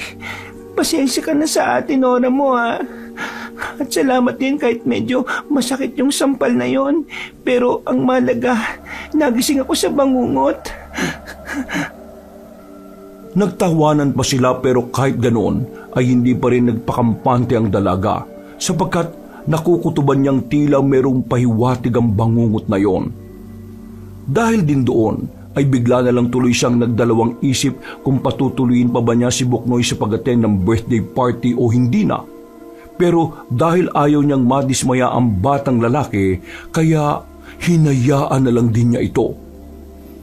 Okay ka na ba, ate? Mag-aasikaso na po ako. Malapit na mag-alas 4 eh. Ihatid na raw po ako ni Tio Gaspar. Umalis po kasi sila Tia Delia at Tio Edu dahil may biglaan silang meeting. Gusto mo ba na ihatid na kita? Huwag na po. Magpahinga ka na lang po muna. Sundin mo na lang po ako mamayang alas 7 o alas 8. Ayos lang po ba yun, ate? Sige. Mag-iingat ka ron, Opo, ate. Pero mabilis na tinulungan na nga muna ni Nora na magbihis ng maayos ang batang lalaki. Maya-maya pa nang marinig na nila ang busina ng tricycle ay kagad na silang lumabas. Nang makita nila si Mang Gaspar ay sumakay kagad sa loob si Buknoy at mabilis ngang nagmaneho ang Ginoo papunta sa lugar na pagdadausan ng selebrasyon. Mabilis na lumipas ang oras at kahit palubog pa lang ang araw ay tila hindi talaga mapakali si Nora. Higit 1 oras na kasi ang nagdaraan pero wala pa rin si Mang Gaspar. Hindi niya tuloy alam kung ano na ang nangyari. Hindi talaga ako mapakali lalo na nung binangungot ako ng ganon. Hindi pwede itong ganito. Ayaw ko ng ganitong pakiramdam. Hindi ako mapakali hanggat hindi ko nalalaman ang lagay ni Buknoy. Hindi ko mapapatawad ang sarili ko kapag may nangyaring masama sa kanya. Nag-ayos muna siya ng sarili at pagkatapos ay saka siya lumabas ng bahay at nagtungo sa tricycle para sunduin na nga si Buknoy. Kahit napalubog pa lang naman ang araw. Gusto niyang siguraduhin na ligtas sa kapahamakan ang batang lalaki kaya umaksyon na kagad siya. Pagdating sa terminal, ay eksakto naman ang pagdating ni na Tio Eduardo at Tia Deli niya. Nagtaka ang mga yon dahil sa kakaibang ikinikilos ng dalaga kaya kagad nilang nilapitan at tinanong.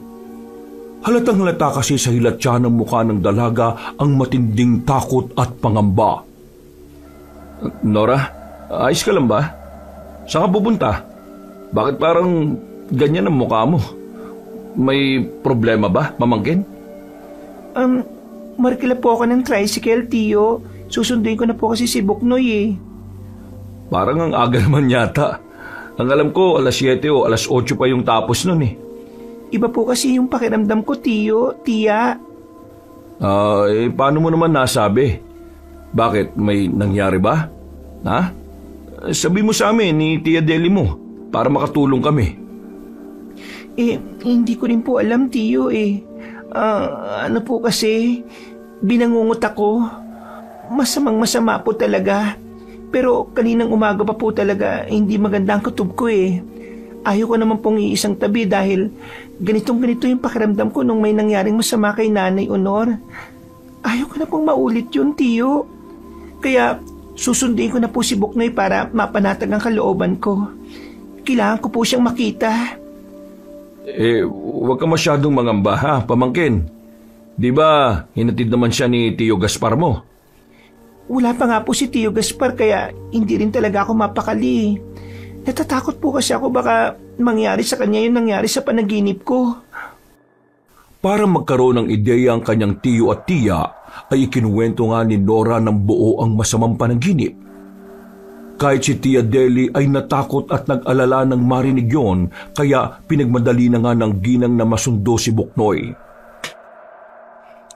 Ayaw pa nga sanang isama ni Tio Eduardo si Nora, pero nagpumilit ang dalaga dahil gusto niyang masiguro na ayos lang ang batang lalaki. Dahil doon ay nagpaiwan na lang si Aling Deli para mag-alay ng dasal upang maligtas sila sa anumang kapahamakan. Hindi na nag-aksaya pa ng oras sa magtiyo. Dali-daling binuhay ni Ginoong Eduardo ang makina ng tricycle na naarkila at nagmaneho patungo sa bahay ng mga Vermosa na nasa dulo ng kanilang baryo. Nagbaon na rin ang Ginoo ng mahabang itak kung sakaling makainkwentro man sila ng aswang o kung ano paman. Nasaan na kaya si Gaspar? Sana naman ayos lang din siya. Naku naman talaga yung taong yun Sana nga po ayos lang sila Buknoy, Tiyo. Kinakabahan po talaga ako Huwag ka mag-alala, Nora. Magiging ayos din ang lahat. Magdasal ka lang. Magdasal lang tayo. At huwag nating i-manifest na may mangyaring masama sa kanila. Opo, Tiyo. Habang nasa biyaya, hindi pa rin maalis sa isipan ng dalaga ang napakasamang bangungot kanina. Yun lang kasi ang unang pagkakataon na binangungot siya ng ganon. Parang totoong-totoo at hindi isang panaginip. Lalo na nung humiwalay ang kaluluwa niya sa katawan. Sa katunayan, magmula talaga nang bumalik siya sa probinsya, ay tila ba nag-iba na talaga ang kanyang pakiramdam. Nung unang dating pa lang nila ni Buknoy ay napansin niya na ang mga kakatuwang bagay na parabang palaging merong nakamasid sa kanya, lalo na kapag gabi. Subalit, di niya lang pinapansin ito dahil hindi naman siya ganoon matatakotin. Simula kagabi nang matapos siyang maranasan ng nakakatakot na pangyayari, pati ang pagpapakita ng misteryosong magkasawang matanda ay tila sunod-sunod na ang mga kababalaghan. Dumamay pa tong kakatuwang bangungot na hindi niya talaga malilimutan sa buong buhay niya. Dahil tuloy umukit na naman sa isip niya ang mukha ng mga estranghero, pati ang mga sinasabi ng mga yon na paulit-ulit na parang siramplaka. Masasaksihan mo ang pagsalakay na gagawin namin. Maganda na kayo sa inyong kamatayan. Nang maalala niya ang nakakahilakbot na tinig ng mga yon, ay mas lalo siyang nag-alala para kay Buknoy. Napadasal tuloy siya ng taimtim habang ang kanyang Tio Eduardo ay mas binilisan pa ang pagmamaneho habang nananalangin siya sa kanyang isipan.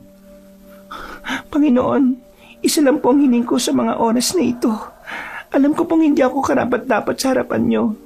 Pero ang dalangin ko lang po ay iligtas niyo sa anumang kapahamakan si Buknoy. Hindi ko man po siya kadugo. Ngunit tunay na nakababatang kapatid po ang turing ko sa kanya. Huwag niyo po sanang hayaang may masamang mangyari kay Tio Gaspar. At doon sa bata. At doon kay Buknoy. Kayo na po ang bahala. Sa inyo ko na po pinauubaya ang lahat. Napadilat siya nang mapadaan sila sa lubak. Doon niya rin mas naramdaman na napakabilis talaga ng pagpapatakbo ng tricycle ng kanyang tiyuhin. Mabuti na lang ay matibay ang naarkila nila na kahit medyo malubak na ang daan ay hindi napaflat ang gulong. Eksakto 6:30 ng gabi, patuloy na tinatahak na magtiyo ang daan papunta sa lupain ng mga Vermosa. At ilang saglit pa nga ay narinig na nila ang mga nakakatakot at nakakapandig balahibong alulong mula sa hindi kalayuan. Napansin din ng dalaga pagtingin niya sa kakahuyan na tila may mga matang nakamasid na nagkukubli lang sa mga puno. Nakita pa nga niya ang paggalaw ng isang puno kaya naisip niya kagad ang tuuran. Halos nasa paanan na kasi sila ng bundok kaya mas marami-rami na roon ng mga puno. Tiyo, may nakikita akong gumagalaw ng mga puno. Napansin ko na nga rin niya kanina pa nung palubog ang araw. Ihanda mong itak na nandyan sa gilid na inuupuan mo. At manatili kang maging mapagmatsyag, Nora. Hindi ko alam kung ano ang mga yan pero dapat maging alerto tayo pareho. Hindi po kaya yan yung mga sinasabi ni Tio Gaspar ng tuuran? Hindi ko rin alam eh. Natigilan na ang Ginoo at pareho silang napasulyap sa pinanggagalingan ng paulit-ulit na alulong at pagkatapos ay saka nag-sign of the cross ang dalaga habang si Tio Eduardo naman ay mas binilisan pa ang pagmamaneho. At mula sa kanilang kinaroroonan ay unti-unti na nilang nasilaya ng mga ilaw ng magarang bahay ng mga Vermosa na nakatirik sa gitna ng burol. Nakita ko na yung bahay ng mga Vermosa, Nora. Ako rin po. Konti na lang, Buknoy at Tio Gaspar. Nandiyan na kami ni Tio Edu. Nang pangat na ang daan, ay narinig na nila ang mga ingay ng tao mula sa magarang bahay.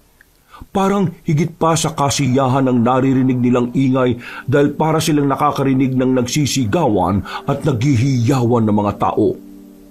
Ilang saglit pa ay nahagip ng paningin ni Nora ang tricycle na ginamit ni Mang Gaspar.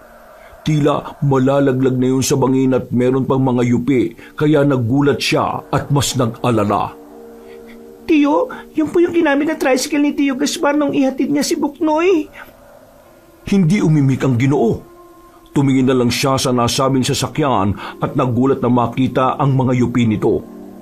Mas lalo tuloy silang nag-alala at kinutuba na may hindi na nga magandang nangyayari. At nang mapatapat ang tricycle nila sa mataas na gate na nakabukas ay doon na nga tumambad sa kanilang mga mata ang eksena sa loob ng nasabing bakuran. Nagtatakbuhan ang ilang tao dahil sa takot. Merong patay na katawan na bumagsak mula sa itaas. Nang lapitan ito ng iilang tao, ay napag-alaman ngang isa yung binatilyong lalaki na galing lang mismo sa birthday party na yun. Nang madinig ni Nora at Tio Eduardo ang sigawan ng mga taong naroon, ay kagad silang naalarma. Kagad nang inalala ni Nora si Buknoy na baka kung napano na yon.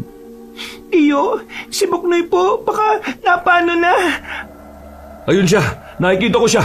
Kasama niya si Gaspar. Mayroon ka rito at papasukin ko sila. Huwag kang aalis dito kahit na anong mangyari, Nora. Opo. Walang pag-aalinlang ang pinasok ni Ginoong Eduardo ang bakuran hanggang sa makalapit siya sa nasabing bangkay ng binatilyo. Doon nga ay mas nakita niya ng harapan ng biktima. Nagbalik siya ng tingin kay Nora at sinenya siya ng dalaga na manatili lang sa tricycle habang nagmamatsyag sa paligid. Ginawa nga yun ng dalaga. Habang abala ang tiyo niya sa loob ng bakuran, ay nagmasid-masid naman siya sa paligid hanggang sa maaninag na nga niya sa mga puno ang mapupulang mga mata. Nang lumantad ang mga yon ay doon na nga niya nakita ang malapunong balat na may nanlilisik na mga mata. Matutulis ang tenga, lubog ang ilong, matatalim at mahaba ang mga ngipin. Diyos ko po, ang mga tuuran! Isa-isang lumusob ang mga yon papunta sa loob ng bakuran at sinalakay ang mga inosenteng bisita. Takot naman pinagmasdan ni Nora ang mga pangyayari habang hinihintay ang kanyang tiyuhi na makalabas kasama si Buknoy at Mang Gaspar. At ilang saglit pa ay meron na rin sumalakay sa kanya. Mabuti na lang ay kaagad niyang nagamit ang itak at natamaan ng nasabing tuuran. Tumakbo na rin siya papasok sa loob hanggang sa madapa siya at matalisod sa isang bangkay. Pagtingin niya rito ay halos masuka siya sa nakita. Halos katulad kasi ang kinahinatnan ng bangkay na yon doon sa lalaking biktima na nakita sa bukana ng kanilang baryo. Wakwak ang tiyan, lasog-lasog ang lamang loob, nawawala ang puso at atay, at tila natuyot dahil sa parang sinipsip ang buong dugo nito. Hindi kaagad nakakilo si Nora pagkakita sa bangkay, lalo na nang makilala nila kung sino ito. Sa pagkakatanda niya ay isa yon sa mga batang nakakalaro ni Buknoy doon sa baryo. Diyos ko po, patay na si Miguelito. Halos matutop niya ang bibig dahil sa sobrang pagkabigla. Hindi niya kasi inaasahan na makikitang wala ng buhay ang kaawa-awang si Miguelito. Maluhaluhang napatras ang dalaga habang hindi makapaniwala sa mga nakita. Para siyang masuka-suka na ewan hanggang sa bigla na lang niyang naramdaman ang pagyakap ng isang tao mula sa kanyang likuran. Paglingon ay nandun na si Tio Eduardo kasama si Buknoy at Mang Gaspar. Sinabi ko naman sa iyo na huwag ka nang lumabas ng tricycle eh. Hindi na natapos ang Ginoong pagsasalita dahil naiyak na lang nang naiyak si Nora habang niyayakap si Buknoy. Dahil doon ay wala na silang inaksayang oras pa.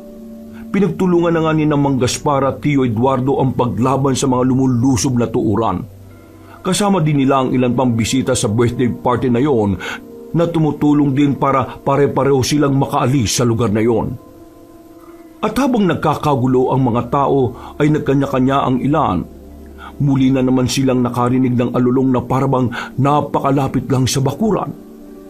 Maraming beses na nagpaulit-ulit ang mga alulong hanggang sa may isang tao na sumigaw at nagsabi sa mga bisita na pumasok muna sa bahay ng mga Vermosa dahil parating na rin naman ang mga pulis. Susunod na sana sila pero pinigilan silang lahat ni Buknoy. Huwag po tayong papasok sa loob. Nakita ko po kung anong meron doon bago masira at maulog yung tricycle ni Tio Gaspar sa bandang bangin. Isa pong alimaw si Kuya Gardo. Nakita ko na pinakain niya sa anak niya yung isang bisita. Ang walang yang yun. Umalis na po tayo rito, parang awa niyo na. Natatakot na ako. Ayoko pong mamatay sa kamay ng mga aswang. Sige, Buknoy. Huwag ka mag-alala dahil makakauwi tayo ng buhay. Kasama natin si Tio Eduardo at Tio Gaspar. Hindi nila pababayaang mapatay tayo ng mga tuuran. Pagkatango ng dalawang nakatatandang lalaki ay dali-dali na silang tumakbo papunta sa kanilang tricycle habang ang ilang bisita naman ay nagsipasukan sa magarang bahay at nakinig sa panlilinlang. Kagad pinaandar ni Ginoong Eduardo ang tricycle at umalis sa lugar na iyon. Maya-maya pa ay narinig na nga nila ang hiyawan sa loob ng bahay. Wala na silang nagawa kundi iwan ng mga taong kasama sana nilang palabas na ngayon ay pinagpipiyestahan na pala ng mga tuuran.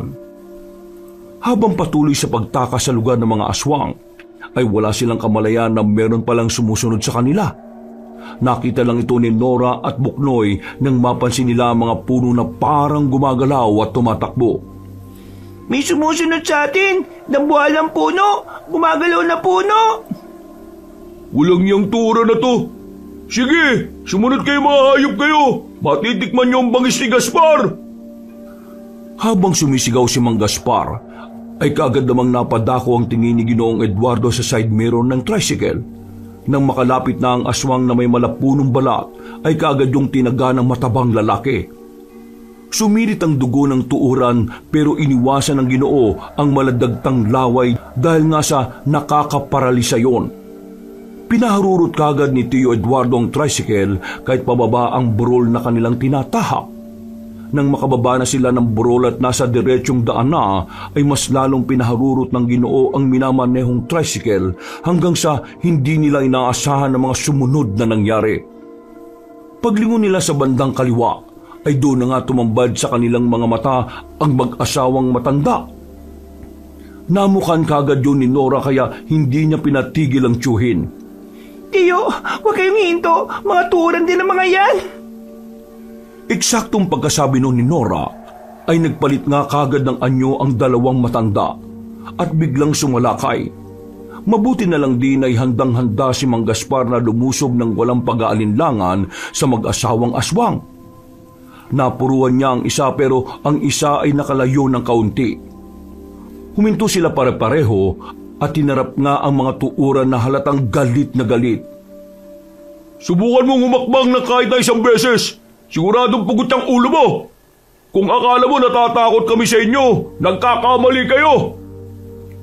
Umangil lang ng umangil ang aswang at pagkadaka ay tumakas na ang mga ito at lumayo. Dahil doon ay nakahinga sila ng maluwag at pare-parehong bumalik sa baryo. Ipinaalam nga kagad nila sa pamunuan ng baryong nangyari kaya kagad nagsagawa ng operasyon ng paglusob sa lupain ng mga Vermosa. Wala nang ang naabutan doon ng mga otoridad kahit pa ang labi ng mga taong inimbitahan para pagpiyestahan ng mga tuuran. Dahil doon ay naghinagpis ng husto ang mga mamamayan na nawalan ng mahal sa buhay. Subalit, pinanatili naman ng nakatataas na isekreto ang mga pangyayari dahil ayaw ng mayor na makasira ito sa kanyang kandidatura. Naging tikom ang bibig ng lahat, lalo na sina Nora, Buknoy, Ginoong Eduardo at Mang Gaspar na siyang pinakabuhay na saksi sa mga nangyari. Bantay sarado kasi sila ng may mga kinauukulan kaya hindi nagtagal ay nagdesisyon na lang sina Nora at Buknoy na bumalik sa Maynila para doon ipagpatuloy ang kanilang buhay. Nirespeto ng mag-asawang Eduardo at Telly ang desisyon ni Nora. Natakot na kasi ang dalaga na mamuhay sa baryo ng mga aswang. Hindi niya rin kasi kakayanin kung muling malalagay sa panganib si Buknoy. Inanyayahan na nga rin ni Nora ang kanyang tiyo at tiya na sa Maynila na rin tumira upang makaiwas sa mga tuuran. Pero mas pinili ng mga yon na manatili sa probinsya kung saan sila isinilang. Hindi pa rin kasi tapos ang pakikipaglaban nila sa mga tuuran. Patuloy ang pakikipagtunggali ng mga taga-baryo upang makamit ang hustisya para sa mga mamamayan na pinaslang ng mga walang awang aswang. Wakas!